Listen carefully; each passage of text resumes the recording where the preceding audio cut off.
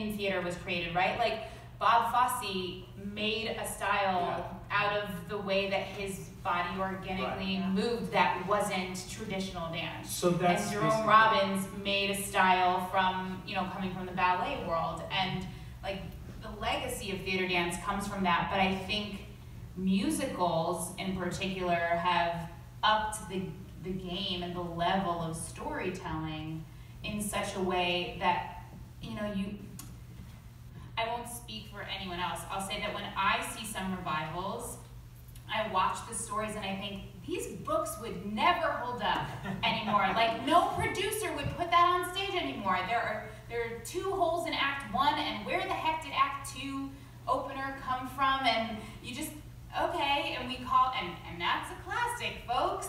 And now we're reinterpreting it, and that's not to say they lack merit at all, but I'm just saying that the books of musicals have such heavy demands today, and there's so much depth in these characters, and I think that is perhaps why choreography has evolved in such a way that all of you are called in, and you have specialties, but you're so focused on serving story rather than serving a way that you organically move. Well, that's why when I was saying trigger human emotion, I think I realized that, and I take it as a compliment now if they go, oh, that's so Rua, or that's your style. Because my objective isn't necessarily that. My objective is, can I honor this moment emotionally as pure and invested as possible? And if I can do that physically to what my body can do. Okay, now why do I use my body as a template? Okay, well, because I've accepted, I've accepted I have 2 options. I'm gonna go back into ballet and try to train for the next 15 years to achieve something that someone else can finally say, yes, we deem that adequate. Or I can just stay to the history that I came into this world with and honor my genes and my life and what I have emotionally to offer, which is pretty much the reason why I'm doing this. Otherwise, why would I have jumped in a field where everyone else went to some sort of conservatory and I did not? To say, yeah, I have a voice too. And when I do that, I find that that personal story is very universal.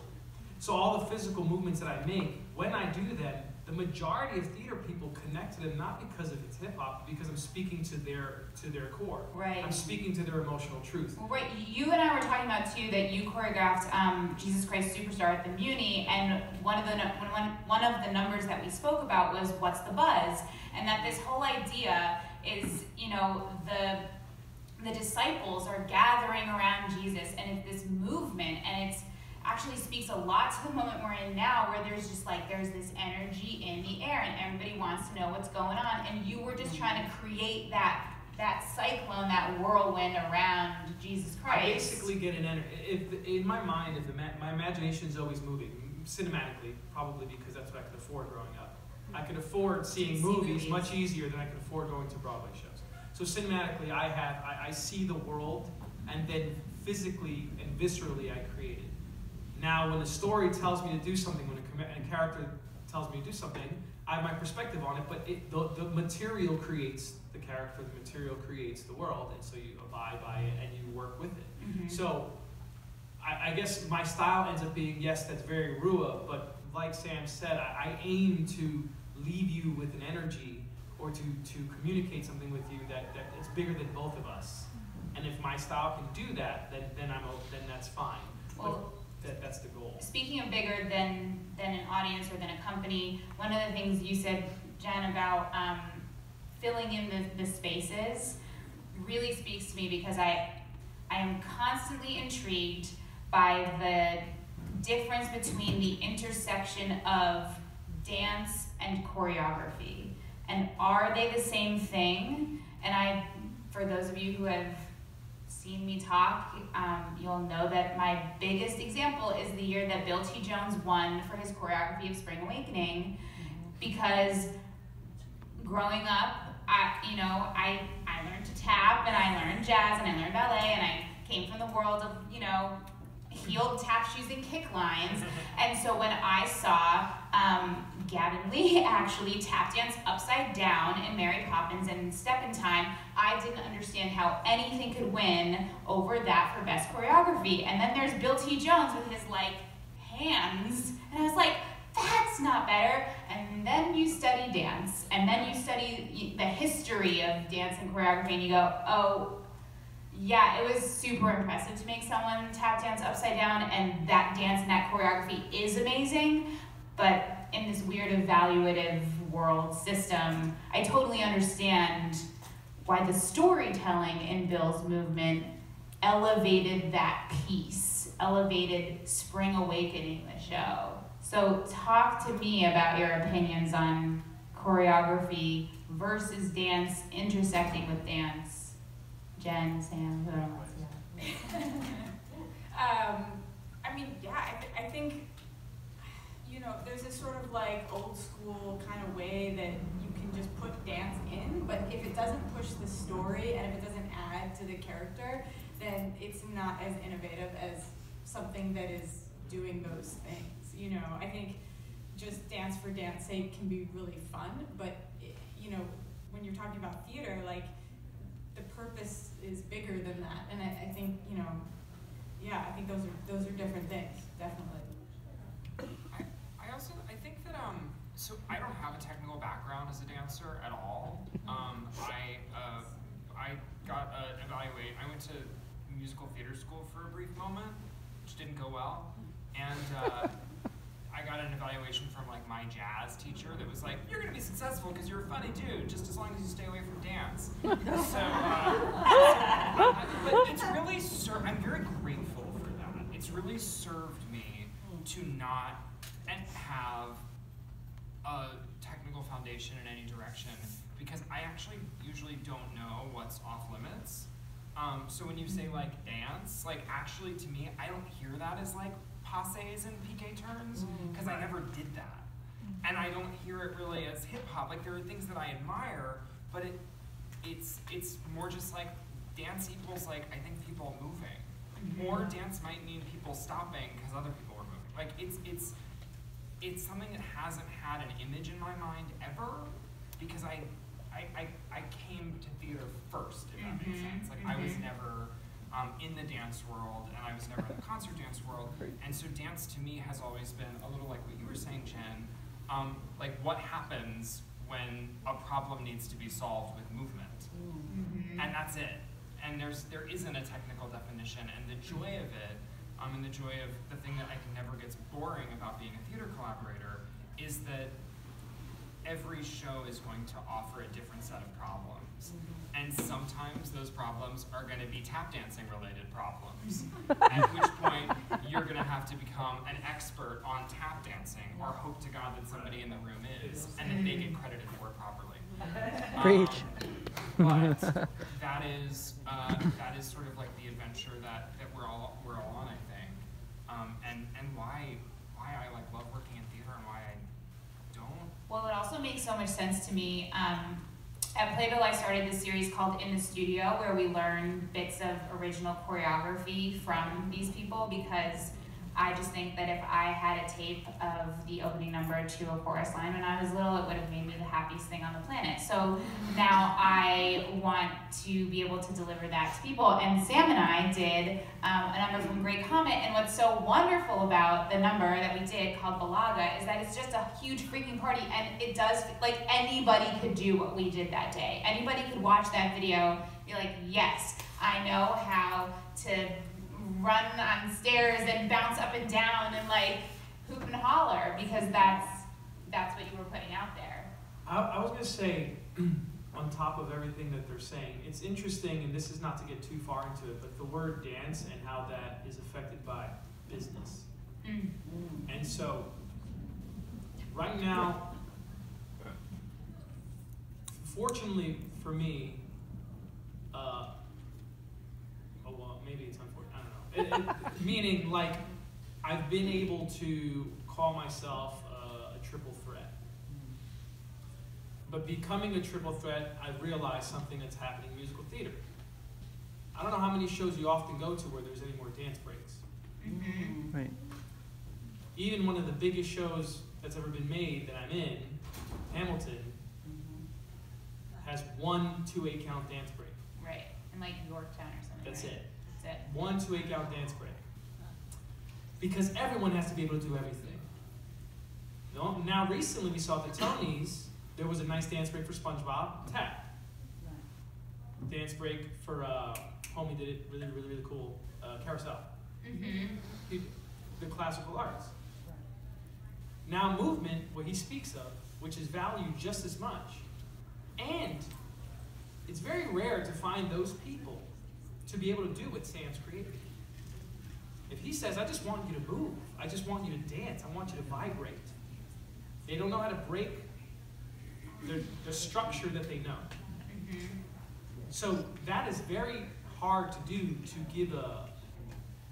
leave that impactful energy, and you forget that it's just as demanding as the other art. But it doesn't get as much of a dance break, or it's not considered a dance. So, for example, when I was doing Jesus Christ Superstar, I also choreographed Aida, both at the Muni.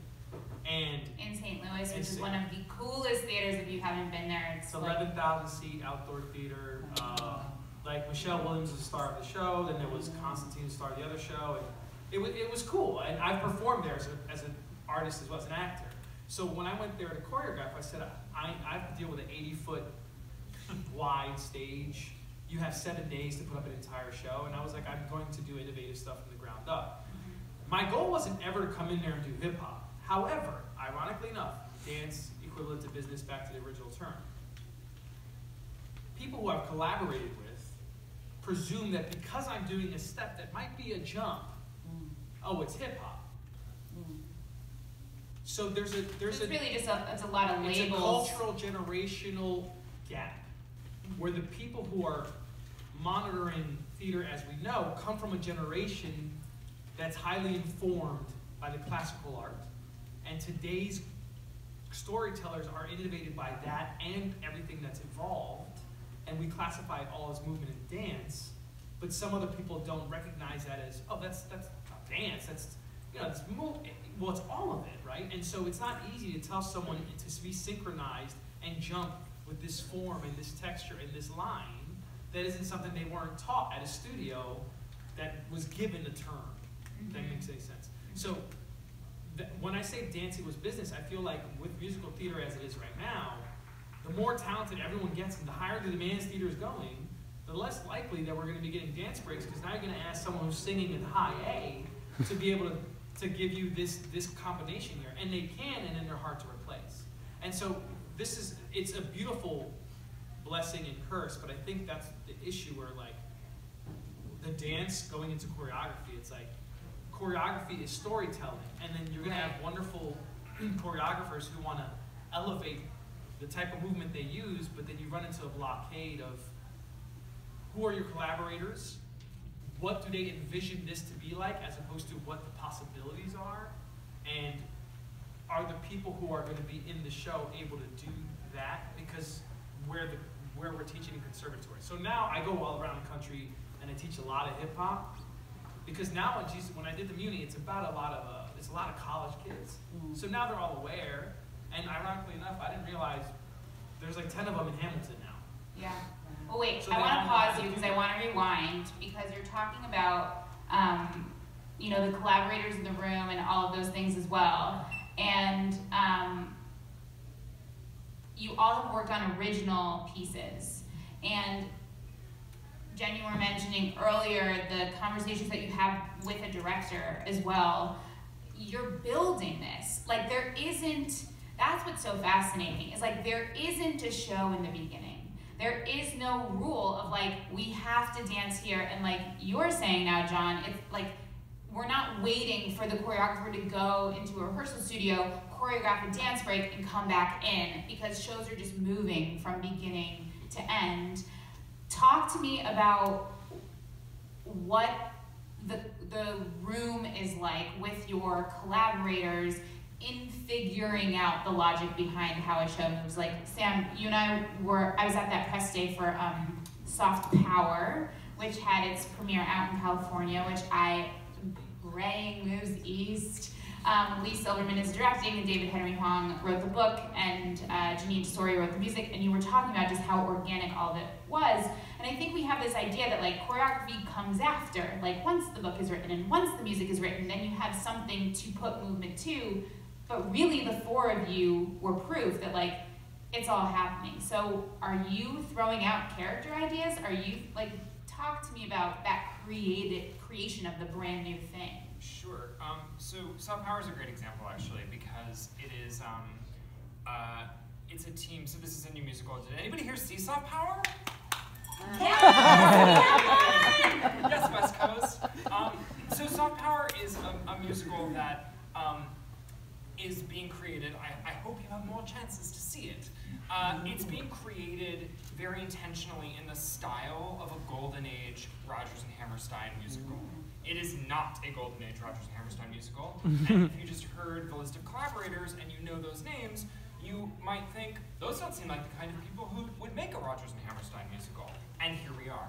So, from the beginning, when Lee Silverman called me and was like, I have the craziest, scariest question for you in the world. Do you want to do this show? This is what it takes.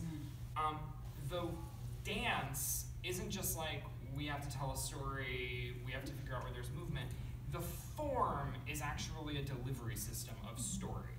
Like in the old school way, like those people jumping over barrels in Carousel, which, as somebody who can't point their feet, is terrifying. So, like, from the very first moment of that show, I came onto that show and there were like 4 songs written, and it was very clear that it would be total bullshit, excuse my language, if the choreographer showed up and like made some dances in rehearsal and then it was like, hooray, you're done, because the dancing has to be embedded in the idea of the thing.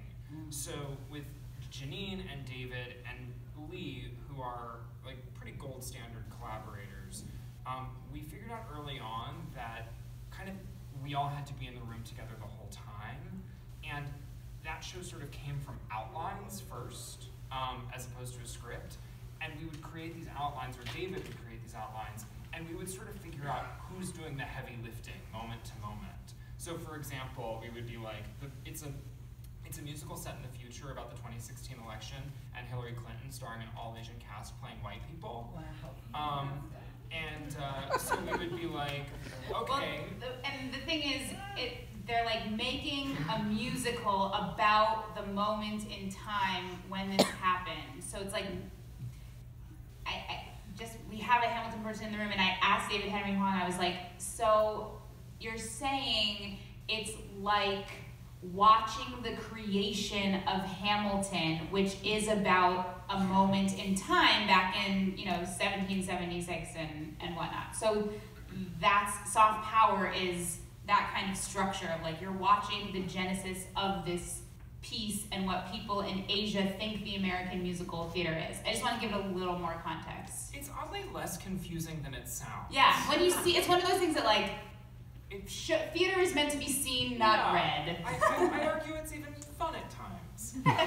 But to answer your question, the thing that was really unique about that process, was that we would sort of outline things and be like, okay, great, we know that like Hillary has to fall in love on the Golden Gate Bridge. And Janine would be like, great, I think it should be like a short little song. And I would say, no, I actually think we can do that visually. Let me try something and let's see. And something happened on that show where like, we would like articulate the story point, and Janine, who is a pro, would be like, let me just watch what's happening and stand at the piano and figure it out. And we would actually make things like that. And, which is insane. And like, it's like how people, it's like, she was telling me, when we were talking that day, she was like, well, I just started going, that's right. And then Sam started moving, and I was like, what do you mean? That's not how things get made. It's total hippie nonsense. But it is actually what collaboration is. If collaboration is terrifying, and also like, I like as a guiding principle to believe like, don't be an asshole and don't work with assholes, but like that doesn't always work, right? And this is a team where like trust is deep. Trust is really deep, and therefore people are throwing bad ideas out. and people are throwing great ideas out, and like may the best idea win. And I think we all strive for that purely and achieve it to varying degrees, but on that show in particular, and may that spirit continue, the joy is just like kind of which department is gonna serve the idea the best. Which is, you know, it's like we need Hillary Clinton to be humiliated. Is that her talking about being humiliated, or is that her twerking on a hamburger? That's gonna be more direct, actually, if she's twerking on a hamburger, so I got it. So, yeah, it requires a kind of openness, and I would guess that we've shared this, and I would love to hear what y'all think, but it requires an openness and a trust in your team, and a willingness to be like, that thing that I was so excited about that I was gonna do, that I spent 3 weeks prepping, isn't gonna work. And that's fine, because this thing we're making is actually bigger than me. I think it's a gift to be able to be in that situation.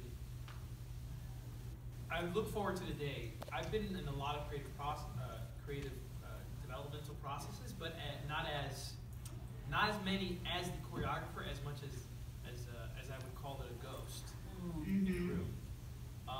So I've created many a show, but didn't have the opening voice to say, hey, I think this should happen, or this should not happen, or what about this, or with that, you know what I mean?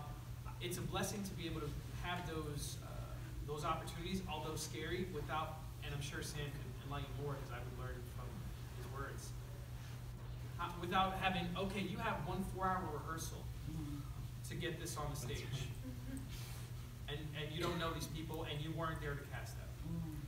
I look forward to the variable, because I've done all these things, I'm not concerned when those variables present themselves, because I've been able to manage. Right, you rise to the challenge. Yeah, so, but it's nice to be able to be like, yeah, this doesn't have to be as dancey, this doesn't be as dancey, or this is more, everything is story and plot motivated. However, to what degree you want to use the physicality or not physicality, right? Because you can create idea today and know that 3 weeks in the run, that was nice for that day, but I don't know if 3 weeks in a run it's gonna even, I don't know. Right, once you add an audience and previews and people are responding, and when the lights are there, is there tech? Does this work? Is it not working? Could be less, it could be minimal, it could be more, you don't know. So I look forward to the opportunities to be able to have that foot, to be able to say that in a way that's more collaborative from the ground up. So it's really nice to hear this, because, you know, there's hope, right? Yeah. Because you start thinking like, it's hard, it's daunting. What I'm saying is what he's doing, but it's very exciting to hear, because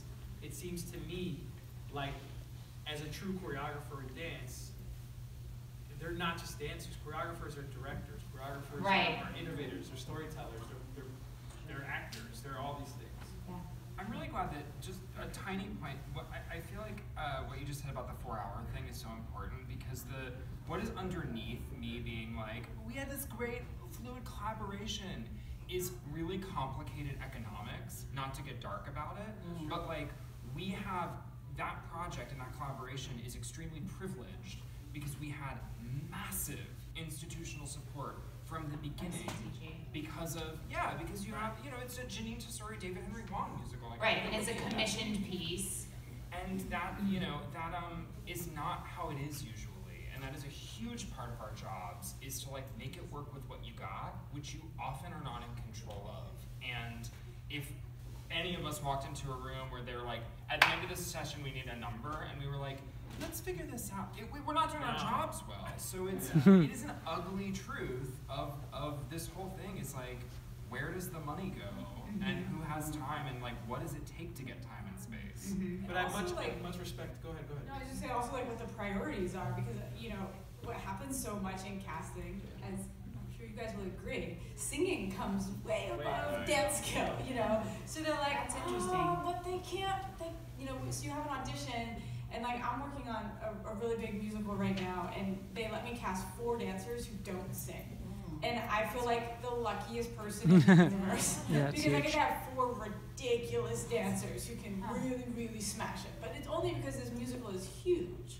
But usually, they're like, yeah, it doesn't matter. If they can't sing it, they can't be in the show. And it's so interesting, because we came from the tradition where dancing choruses and singing choruses were entirely separate, And again, like, we keep talking about this, like, this merging and this combining and asking people to do more and more and more and more. And so now it is the fact that it's a luxury to go back a little bit. But I also think it's interesting because usually in an audition process, correct me if I'm wrong, the dance call is what comes first, and then you ask people to sing, unless it's for your principals, right? It depends. It depends. I mean, it really depends on the project, but you know, I think that dream collaboration, like what Sam was talking about, that collaboration takes a lot more time and money.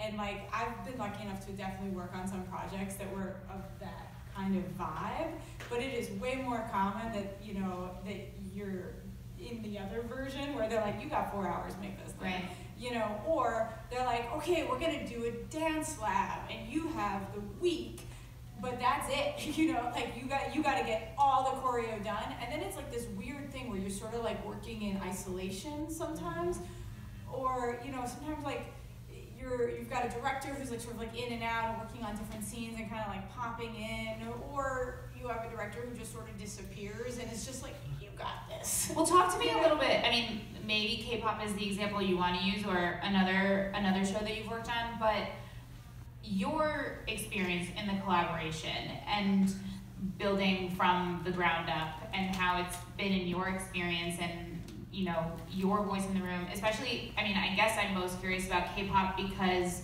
K-pop is such a style unto its own that, like, you were introducing to a New York audience entirely fresh. So, like, do you go back and do research about the style, or does it become, we're going to show a theatrical version of K-pop to give ourselves freedom that way? I mean, luckily K-pop is real theatrical, but yeah, I had to do a ton of research. I really didn't know anything about K-pop. I was lucky that I had an associate who knew a lot about K-pop, and K-pop is kind of like very inspired by certain types of commercial hip-hop, I would say.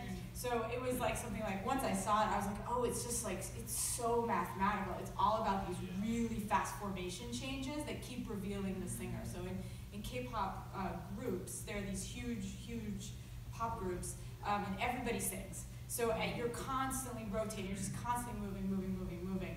And it was like such a challenge. But because the way that show functioned was like, you know, it ended with a huge concert. So we had so much choreo that we had to create that was just like a pop concert. So it was much more like working on a commercial gig.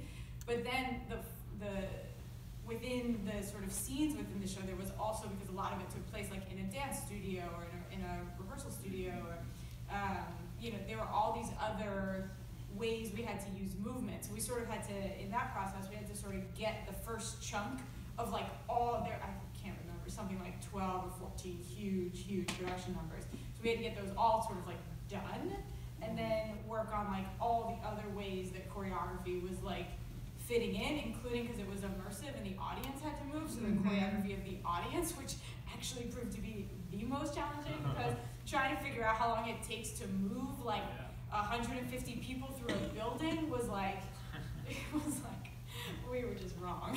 Our opening night was like 3.5 hours, or our first preview, and it was supposed to be like an hour and a half, and it just took so long to get everyone through it, and we set off the fire alarm twice.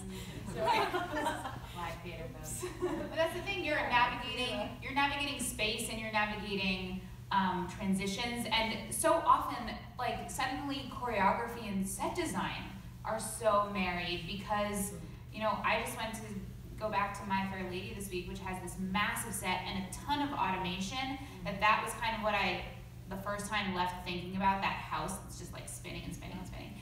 And it wasn't until going back that I was like, oh, but everybody's moving a gate, or people are moving a tree, or people are moving a lamppost, or people are moving, you know, the bar on stage, and the bridge, and the gates, and the staircase, and you guys use your dancers as, you know, as bringing this world in, and there's a reason, you know, to use people instead of automation when you do that. But like, I mean, talk to me about collaborating with your set designers.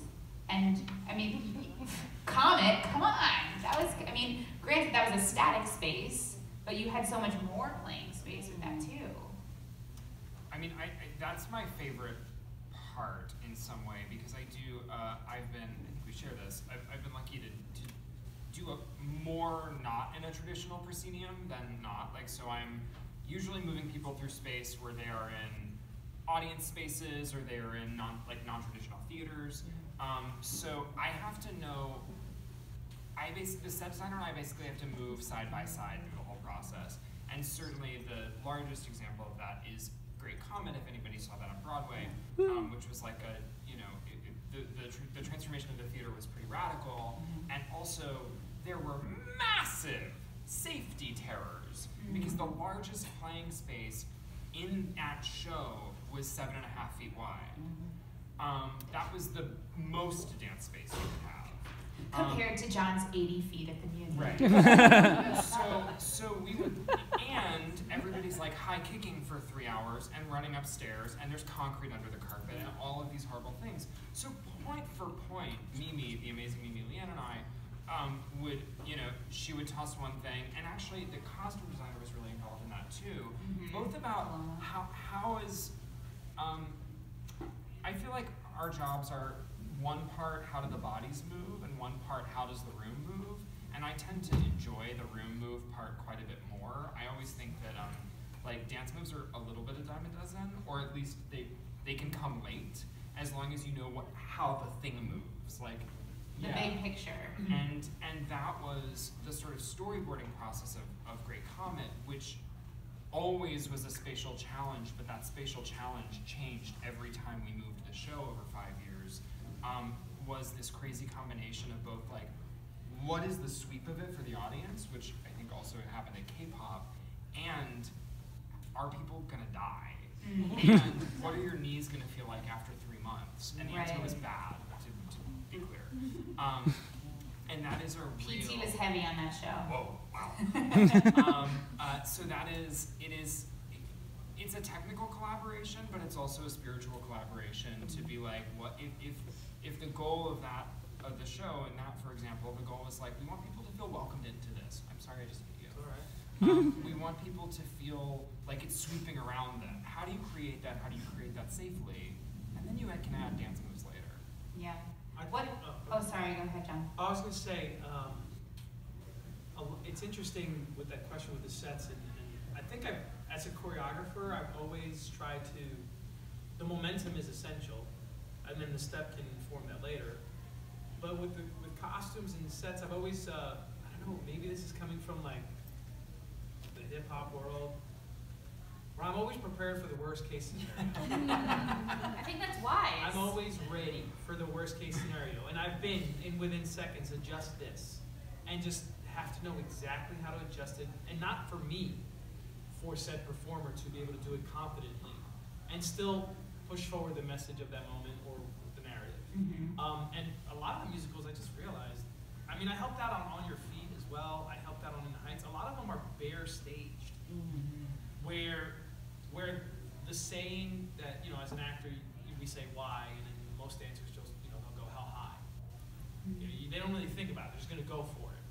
And so, generally speaking, when it comes to a prop, I look forward to it because I'm going to find some innovative way to do this that no one else is. Not because I'm trying to be innovative, just like I'm going to do something with it and see if it informs the moment. So I think if you have a collaboration where it's like, at this point, you do whatever you want, and I'll just try to make that work. Usually it goes well. I try never to be closed off to think that, well, if they do that, it's just not going to work for my idea. No, it's kind of like, I'm just going to do whatever's going to make you work. And I feel like maybe that's the whole hip-hop thing. I don't know. Okay, we're running a little low on time, but I really want to get through these next few questions because they fascinate me. I want to first know, we've talked so much about this shift and your styles and what's going on in dance style in general and your unconventional backgrounds. Is it still important to have training? Do you look for people, and what are you looking for in the room? And those could be related or unrelated, but is it still important to have training? And then audition-wise, what do you want? I mean, yes is the answer. I think what's most important now is to have broad training. You know, like to be a triple threat, to be able to adapt to a musical that is going to ask you, you know, to have experience in hip hop, but is also maybe going to ask you to sing a certain way. Or, like, there's just, I think theater and Broadway, it's just expanding so quickly, and because of that, like the skills people need to have, that is just broadening and expanding, and I think that's really exciting. You know, that there are such diverse musicals in existence, in the pipeline. You know, there's so many exciting, cool things coming up. So I think, yeah, you know, maybe there's like a couple projects where you can just be like super raw and like you can be one of those 4 people who don't have to sing, but like that's such a small amount. So I think the training is important, and it's not just a training like can you do the steps or can you hit the notes, but it's also like, you know, just learning the process and being involved in process and like understanding how theater gets made and that kind of training, and like being a responsible human, you know, which is all part of training, you know, like to be a part of that collaboration, be a part of that room. I would say for me, it's a real show-by-show question, but by and large, my answer is no. I don't care about training unless the show really dictates it. I'm doing my first show that actually like requires people to do pirouettes right now, and unfortunately, it's like you can or you can't. I don't like that. I would say the training that is required and the thing that is required for me is just a gameness and a willingness to collaborate and a knowledge of your body in whatever form it's in that is enough to be able to work with it safely. And that to me, an audition process is actually rarely about can you do it, it's about do I want to spend time with you and do you want to spend time with me? And if I say like shake your hands like a crazy person, are you going to do that, or are you going to be like no? Right, I look weird. Yeah, but I am also like, I know that's unique to me because I tend to not do things that are asking for technical dance assignments. And I would be bad at it. To piggyback on Sam, I would say training-wise, it depends on what perspective you're asking me on. As a performer, I'm going to say train. That doesn't mean do what you're expected to do. Train means invest time into the quality of your work. That means if you want to move and he says shake your hands, then being authentic when you're shaking your hands. Don't do something that you're expected to do. And because of today's mediums, in regards to some people they think they're training because they're doing something they see being done on social media. Or I'm doing what they're doing, so I must be training, as opposed to investing time in how to do work personally by themselves. So training doesn't mean you need to go to conservatory. Training just means you need to put the time in towards your craft. So if you call yourself a dancer, what does a dancer do? They practice moving. So practice moving. To what degree, that's on you.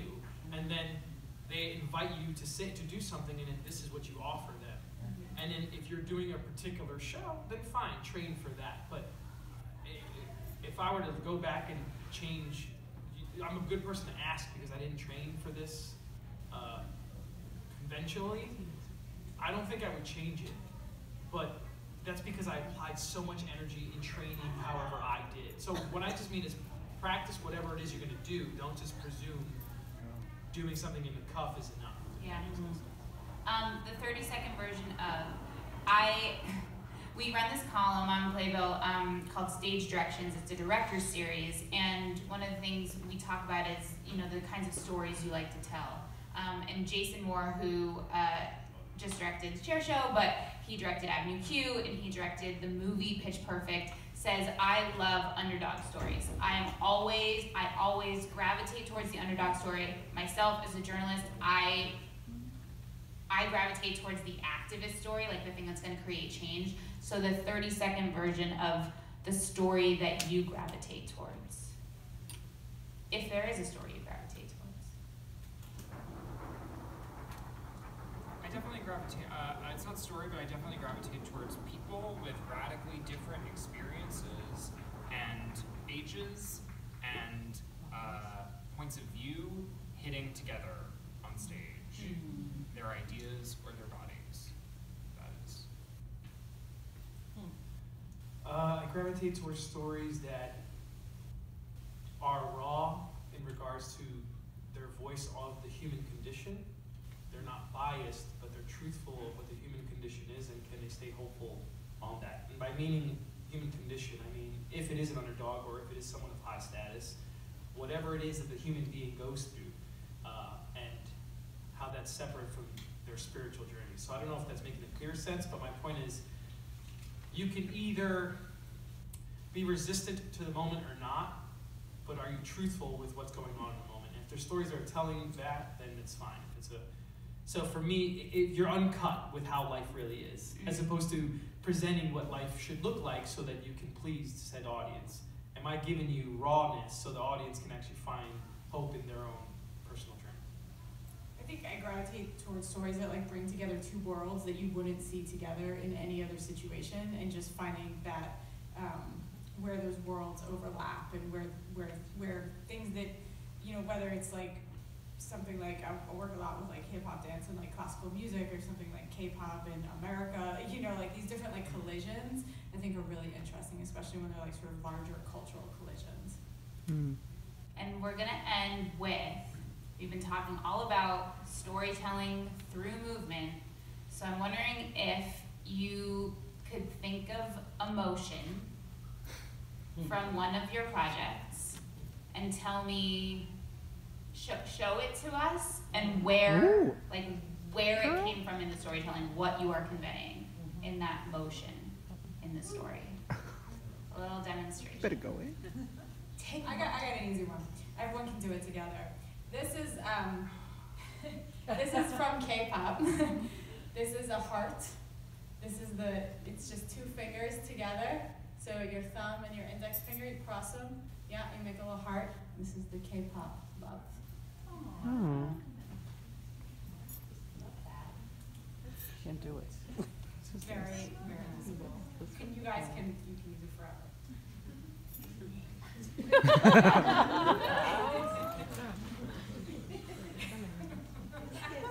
I can tell you something I'm doing right now. Yeah. I'm working on a show that may or may not be about aliens. And, Sounds exactly right. And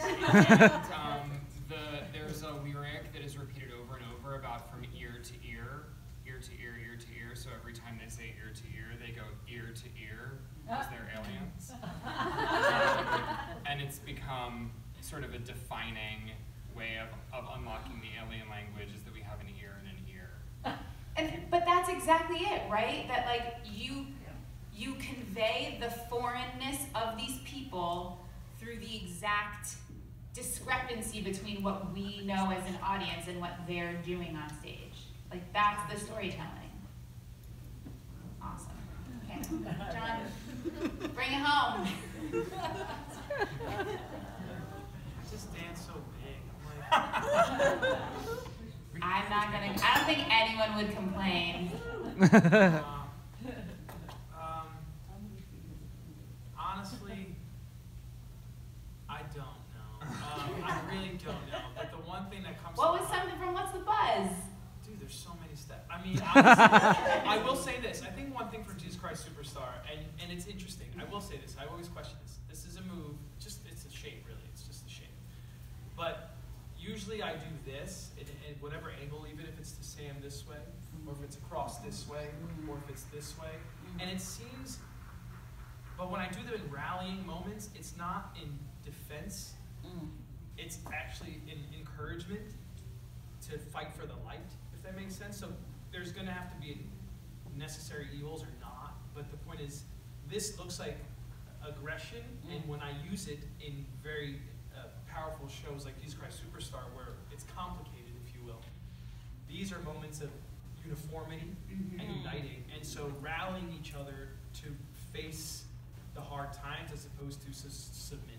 So it would always be something where he put his arm up, put your arm up, listen, and then we would just be together. Okay, now that you say that, I like recognize that move even in like your Instagram live videos that you do. But because the motion is not just here, it's almost like a scoop. So like it's a bringing in of energy. Yeah, it's sort of, and hopefully for you, if I do this, something in you, not here, is communicating. And I think that we've got to the place where dance started anyway. Awesome. Well, thank you all so much for being here. This was so fantastic. Thank you guys for being here.